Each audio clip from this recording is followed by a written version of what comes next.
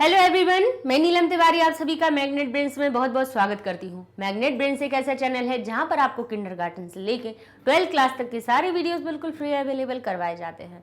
जैसा कि हम आपको अनुच्छेद लेखन पढ़ा रहे थे, जिसमें कि 2 हम आपको पढ़ा चुके हैं और अब हम आपके लिए एक और तीसरा टॉपिक लेके आए हैं, जो कि है हमारा संस्कृत भाषा या महत्वम, यानी संस्कृत भाषा का महत्व। महत्वपूर्ण टॉपिक है, आ जाता है आपके एग्जाम्स में। अच्छा, अनुच्छेद जो लेखन है, हमने हर क्लास के लिए क्या किया है, अलग अलग टॉपिक उठाए हैं, है ना। वो क्यों उठाए हैं? क्योंकि जैसे 6 में हुआ हमारा, अब 7th का तो अभी बनेगा, 7th स्टार्ट होने वाला है 1-2 दिन में, वो भी आपके वीडियोस आने लगेंगे। 7th क्लास के जो बच्चे हैं बहुत दिन से इंतजार कर रहे थे लेकिन नहीं अभी तक आ पाए। 7th भी अपनी शुरू होने वाली है। अच्छा, तो उनमें हमने 6th हो गया, 9th हो गया, 10th हो गया, ये तीनों क्लासेस, और 8th के भी ये बन रहे हैं। इनके आप अनुच्छेद लेखन के टॉपिक देखेंगे तो सबके अलग अलग हैं। वो इसलिए कि कई बार क्या होता है कि स्कूल भाई अलग अलग है, और 8th क्लास ऐसा है हमारा, क्या होता है कि जो प्रश्न पत्र बनता है वो वहीं पे स्कूल वाले टीचर्स ही बनाते हैं, कोई भी टॉपिक उठा के दे सकते हैं। इसलिए हमने कोशिश की है कि अलग अलग टॉपिक को अनुच्छेद में कवर करवाया जाए। जैसे कि अगर आप ने ढूंढा कि शिक्षा महत्व ढूंढ लें, या फिर आप कहेंगे पुस्तक का महत्व ढूंढना है या पुस्तकालय के लिए लिखना है आपको अनुच्छेद, तो अगर आप पुस्तकालय का ढूंढेंगे तो हमने तो अलग अलग टॉपिक करके, ऐसे 5-5 टॉपिक करके अपने कम से कम 20-25 टॉपिक सब में हो गए। तो 6 से 10th क्लास तक के बच्चे कोई भी टॉपिक डालेंगे तो उनको कम से कम वो मिल जाएगा। वृक्ष का महत्व है, ये भी हमने आपको 10th क्लास में करवाया है। तो ऐसा मत सोचिएगा कि 10th का है तो आपके काम में नहीं आ सकता है। संस्कृत है वो सबके लिए एक बराबर है, ठीक है, वो भी आपके काम में आ जाएगा। तो इसलिए अब हम ये तीसरा एक और टॉपिक लेके आए हैं, संस्कृत भाषा या महत्व, यानी संस्कृत भाषा का महत्व। इसके लिए हम क्या करेंगे, मंजूषा को देखेंगे। लिखा हुआ है, प्रश्न भी यही कहता है कि मंजूषायाम, मंजूषा में प्रदत्त शब्दानाम, दिए हुए शब्दों में सहायतया, मंजूषा में दिए हुए शब्दों की सहायतया, सहायता के द्वारा संस्कृत भाषा या महत्वम, संस्कृत भाषा का महत्व, इतस्य विषय, इस विषय का ऊपरी, अब का न कह के हम के कह देंगे क्योंकि सिया है, का की के तीनों अर्थ निकलते हैं। इतस्य विषय से, इस विषय के ऊपरी, ऊपर पंचवाक्यानि रचित, 5 वाक्य रचिए, 5 वाक्यों की रचना कीजिए। तो हमें सबसे पहले क्या करनी है, इस मंजूषा को पढ़ना है। मंजूषा क्यों होती है? ये हमें जब अनुच्छेद हम लिखते हैं तो उसके लिए हमें ये सहायता करती है कि हमें पता चले कि जो 5 वाक्य रचना है वो हम किन किन चीज़ों का प्रयोग करके कर सकते हैं। जैसे हमने यहाँ देखा कि संस्कृत भाषायामेव, या भारतीय संस्कृति, या कहें वेद उपनिषद अति मधुरा, तो इन शब्दों से हमें मिला कि अति मधुरा, यानी हमें ये लिखना है कि अति मधुर है, इसके बारे में लिख सकते हैं ना। हम कह सकते हैं वेद उपनिषद महाभारत रामायण लिखा हुआ है तो हम ये कह सकते हैं कि ये सारे ग्रंथ संस्कृत में ही रचे गए हैं। हम एक वाक्य बना सकते हैं इसमें। अति विशालम साहित्य लिखा हुआ है तो हम लिख सकते हैं कि संस्कृत का साहित्य है वो अति विशाल है, तो ये हम वाक्य बना सकते हैं। तो मंजूषा यही करती है, आपको सहायता करती है कि आप इसका सहायता से आप अच्छी तरह से वाक्यों की रचना कर पाएँ और आपको याद आए कि आप अचानक से क्या 5 वाक्य क्या लिखोगे, तो वो चीज़ें मिल जाती हैं। अच्छा, जब सिर्फ मंजूषा हो, आपको वाक्य स्वयं से रचना हो, तब ये कंपलसरी नहीं होते हैं, ये केवल हेल्प के लिए होते हैं, सहायता के लिए होते हैं, यानी आप इनकी सहायता से रच सकते हैं। लेकिन जब कभी ऐसा होता है, कई स्कूल में हमने ऐसा देखा है कि वहाँ पर जो अनुच्छेद होते हैं वो आपके खाली स्थान के एक तरह से प्रारूप में दिए जाते हैं। कैसे खाली स्थान का फॉर्मेट रहता है वहाँ पर, जैसे यहाँ पर ये शब्द गायब कर देंगे, यहाँ पे ये शब्द गायब कर देंगे, फिर ये गायब कर देंगे, फिर यहाँ पे ये गायब कर देंगे, फिर ये यहाँ पे गायब कर देंगे, यहाँ ये गायब कर देंगे। तो ऐसे यहाँ पे देखिए रिक्त स्थान दे दिए, 1 2 3 4 5 6 7 8 दे दिए, और 7-8 यहाँ पे आपके रिक्त स्थान हुए और 8 शब्द ही यहाँ पे दे देंगे। तब वो कंपलसरी हो जाते हैं कि इन 8 रिक्त स्थानों को इन 8 में से ही भरना है ना। तब ये कंपलसरी हो जाते हैं। जब लेकिन अपने आप से लिखना हो तो ये कंपलसरी नहीं है, आपको अपने आप से भी इन शब्दों के अलावा आपको वाक्य आ रहा है तो आप उसमें से आराम से लिख सकते हैं, ठीक है। तो चलते हैं, पहला हम अपना वाक्य बनाते हैं कि अस्मिन् संसारे, अब हमें लिखना है, वाक्य बनाना है कि इस संसार में संस्कृत भाषा सबसे प्राचीन है, क्या लिखना है, सबसे प्राचीन है। तो हम कहेंगे इस संसार में, अब संसार शब्द में मैं का अर्थ बताना है तो संसार में हम क्या लगाएंगे, सप्तमी विभक्ति। कौन सी लगेगी, हमारी सप्तमी विभक्ति लगेगी, जिसका अर्थ बनेगा संसार में।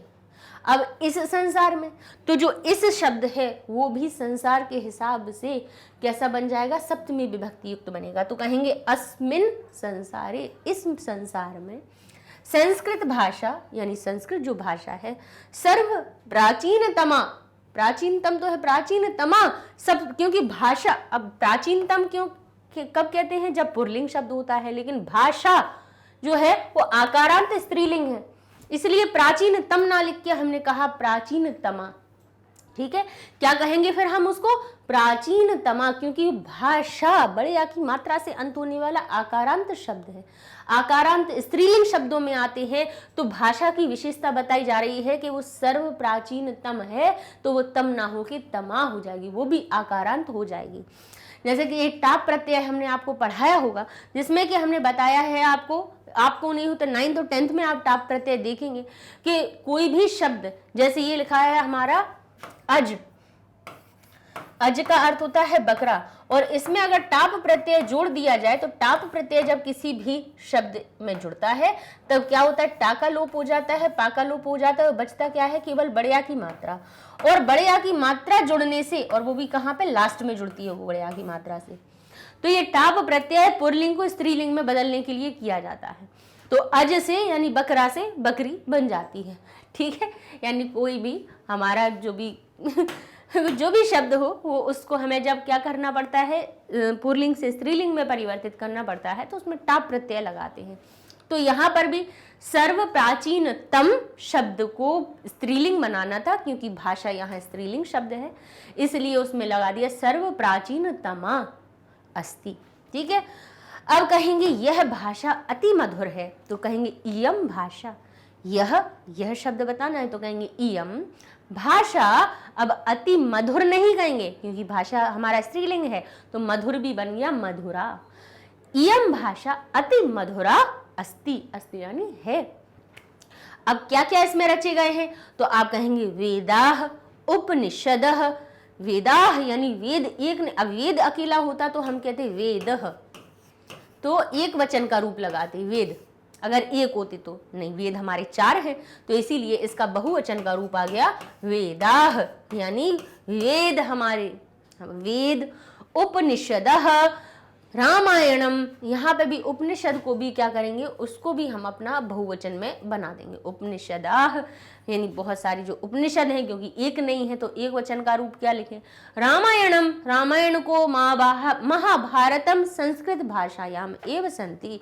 अब रामायण एक है इसीलिए उसका नपुंसकलिंग में रूप बना है रामायणम, महाभारतम संस्कृत भाषायाम, अब संस्कृत भाषा में ही है, में ही है, तो आप क्या कहेंगे, संस्कृत भाषा में का अर्थ बताना है तो भाषा में अब आप सप्तमी विभक्ति लगाएंगे, सप्तमी विभक्ति लगाने से उसमें में का अर्थ निकल आ जाएगा, तो संस्कृत भाषायाम एव, भाषा में ही है, ये जो रामायण है, महाभारत है, वेद है, उपनिषद है, सब संस्कृत भाषा में ही है, तो में ही है, तो मैं का अर्थ बताने के लिए सप्तमी विभक्ति, ही का अर्थ बताने के लिए एव, और एक नहीं है बहुत सारे हैं, इसीलिए अस्ति की जगह अब हो गया हमारा संति।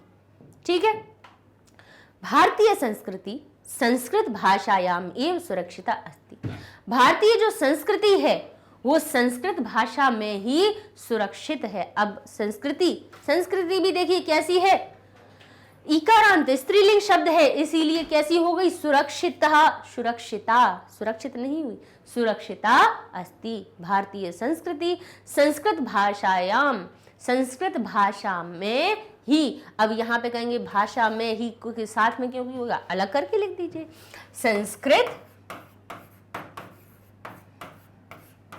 भाषा याम और एव अलग, इसका एव का अर्थ होता है ही, संस्कृत भाषा में याम लगा दिया, भाषा आकारांत है, लता में जैसे सप्तमी विभक्ति लगाते हैं तो लतायाम बन जाता है, बालिका बालिकायाम बन जाता है, भाषा भाषायाम बन गया, यानी भाषा में ही है, में ही है, तो कहेंगे भारतीय संस्कृति संस्कृत भाषायाम एव सुरक्षिता अस्ति, भाषा में ही सुरक्षित है। भारतीय संस्कृति को जानना है तो संस्कृत भाषा पढ़िए, तो उसी में हमारी संस्कृति का पूरा सार निकल के आ जाएगा कि हमारे भारत की संस्कृति है क्या, यहाँ पर क्या किन किन आचरणों का यहाँ पे प्रयोग किया जाता है। संस्कृत को अब बच्चे सिर्फ इसलिए पढ़ते हैं कि ये स्कोरिंग सब्जेक्ट है। फैक्ट बता रहे हैं, बुरा मत समझिएगा, लेकिन हम सही कह रहे हैं ये बात कि संस्कृत को अब भाषा या हम अपनी प्राचीन भाषा के रूप में नहीं पढ़ते हैं, हम इसको विषय के रूप में पढ़ते हैं। हम क्या करते हैं, विषय है, नंबर अच्छे आ जाते हैं तो इसको पढ़ लेते हैं, नंबर अच्छे पूरे में से पूरे मिलेंगे, भले 2-4 सब्जेक्ट में कम होंगे लेकिन इसमें ज़्यादा आ जाएंगे तो हमारा एक क्या हो जाएगा, कवर हो जाएगा, परसेंट अच्छी बन जाएगी। जबकि हर देश अपनी जो मूल भाषा है उसको पकड़ के रखा हुआ है, सबने अपनी अपनी मूल भाषाओं को पकड़ा हुआ है अपनी। और कहाँ जाएं, आप दक्षिण में चले जाइए, दक्षिण भारत में चले जाइए तो जो तमिल हैं वो अपनी तमिलनाडु में देखेंगे तो वो अपनी तमिल भाषा हुई, कन्नड़ भाषा हुई, मलयालम को हुई। अच्छा, आप देखेंगे दक्षिण भारत में कितना अच्छी समृद्धशाली भाषाएं हैं, वहाँ पर सबने अपने अपने राज्यों की भाषाओं को सीख रखा है। ऐसा नहीं है कि दूसरी कोंकणी भाषा है हमारी, कन्नड़ हुई, मलयालम हुई है, उड़िया है, सारी ये भाषाएं पता सब बोलते हैं, अपनी भाषाओं को नहीं भूलते हैं, दूसरी भाषाएं सीखते हैं। ऐसा नहीं है वहाँ के लोगों को हिंदी नहीं आती है, वो तो कम से कम 6-6, 7-7 भाषाओं को जानते हैं, है ना, लेकिन अपनी भाषा नहीं भूले हैं। ऐसा नहीं है कि हम अपनी भाषा को भूल के हम दूसरी भाषाओं को याद कर रहे हैं।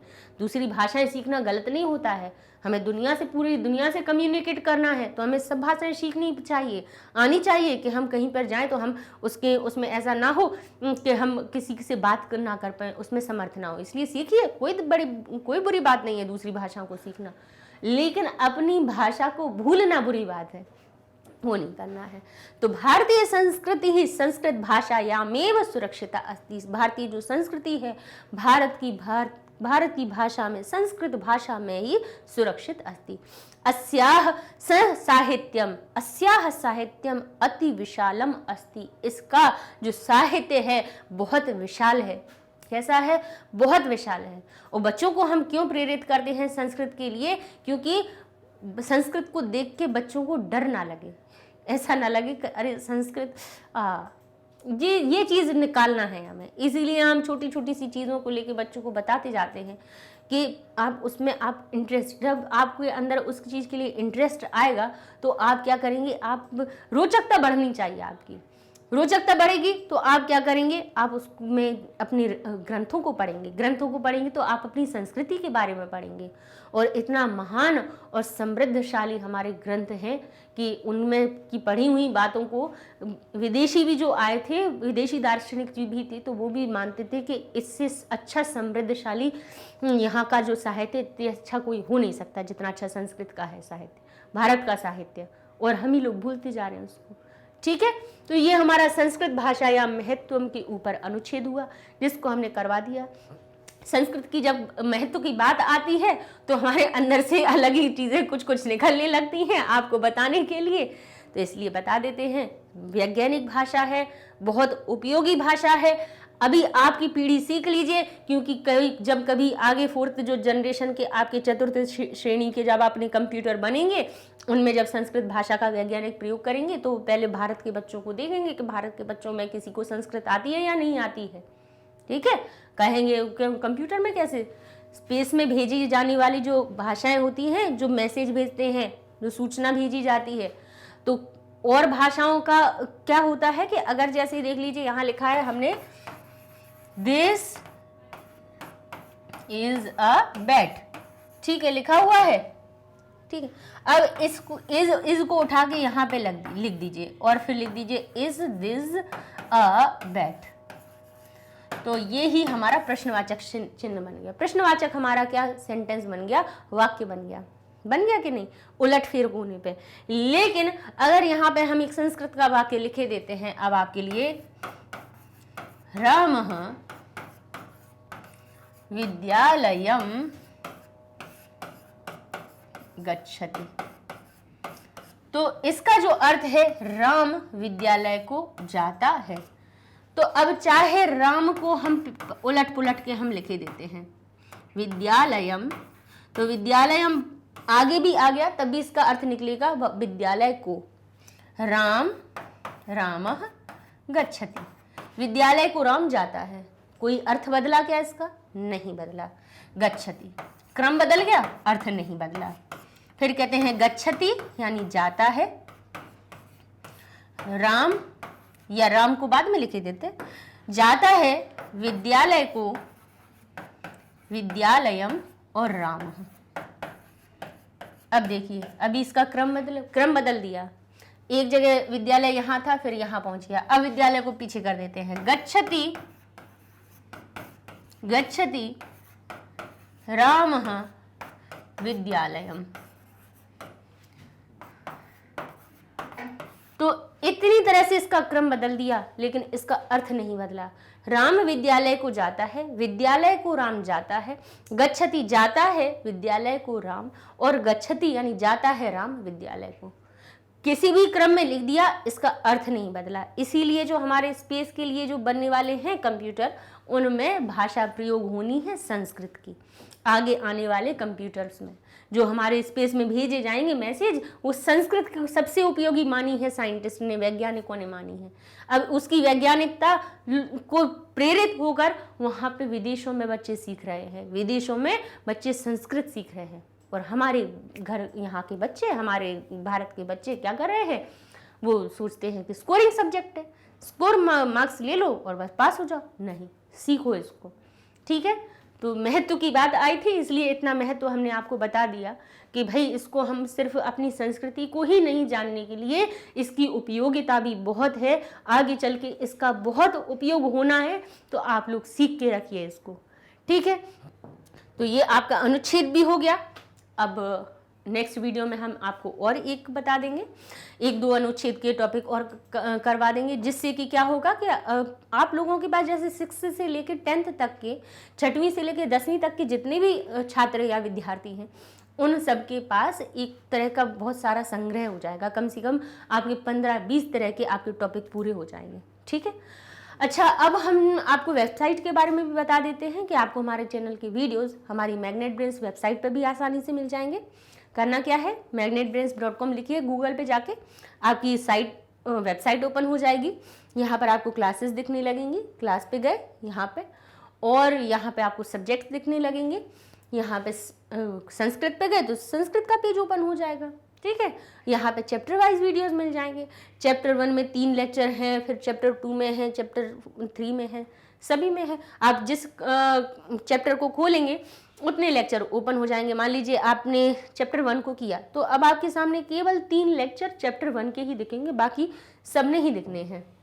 आपने पार्ट 1 क्लिक किया तो यहाँ अनुवाद पार्ट 1 आ गया। आप अनुवाद पार्ट 2 को करते, सीधा लिखा भी है उन पे कि ये इस वाली वीडियो में अनुवाद पार्ट 1 है, इसमें 2 है, इसमें अभ्यास है। तो भाई ढूंढने में भी आसानी हो जाएगी, और ये भी पता चल जाएगा कि एक लेसन में कितनी चीज़ें हुई हैं, कौन कौन से टॉपिक करवाए हैं। अब आप हमें ही देख लीजिए, हम ही आपके सामने एक उदाहरण है। हम हिंदी भी हमें आती है, हम अंग्रेजी को भी बहुत अच्छे से बोल भी लेते हैं और समझा भी लेते हैं, लेकिन हम संस्कृत को भी समझा लेते हैं। संस्कृत हमें आती भी है, हम संस्कृत बोल भी सकते हैं और संस्कृत हम पढ़ा भी सकते हैं, है ना। भाषाएं सीखना बुरी बात नहीं होती है, इंग्लिश बोलना गलत बात नहीं है, हिंदी बोलना गलत बात नहीं है, किसी और भाषा को बोलना गलत बात नहीं है। हमें सीखना चाहिए, भगवान ने हमें इतनी अच्छी बुद्धि दी है, कितनी ही भाषाएं हम सीख सकते हैं, लेकिन अपनी भाषा को भी साथ साथ में सीखना है। ठीक है, तो पढ़ते रहिए मैग्नेट ब्रेन्स के साथ। हम अपने अगले वीडियो में आपको एक और अनुच्छेद लेखन का टॉपिक करवा देंगे। तब तक के लिए धन्यवाद।